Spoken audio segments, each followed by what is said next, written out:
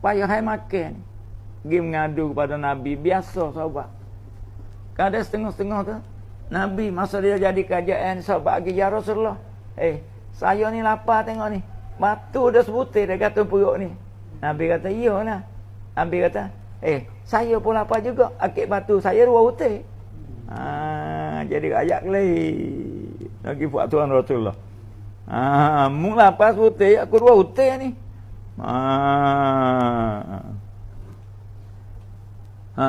Kalau itu nak buat apa ya Rasulullah? Nak buat ada rezeki ni. Nabi mudah segini. Maka sepedanya kata Nabi nak buat rezeki tu ada, nak buat mudah sikit, iaitu baca olehmu tak payah. Subhanallah wa bihamdi. Maha suci Allah dan kepujiannya. Wirti mana tu? Subhanallah al-azim. Maha suci Allah yang maha besar. Astaghfirullah. Banyak mana? 100 kali. Tiap-tiap hari. Ya. Pas baca bila? Pada ketika antara terbit fajar hingga bahawa ia semaya subuh. Tu paling payah sikit tu. Ni buat amal celah tu. Allah. Kalau tak lepas mengorek puasa hingga sikit. Tak itu kan? Kita punya kita nak tidur tu. Allah. Dia amal hak lebih malah tu lah. Tak itu kan? Dia kata hak molek tak mahal gitu lah. Ni amalan lebih ni siapa dia boleh buat hak ni? Rezeki mari dengan tak kira-kira.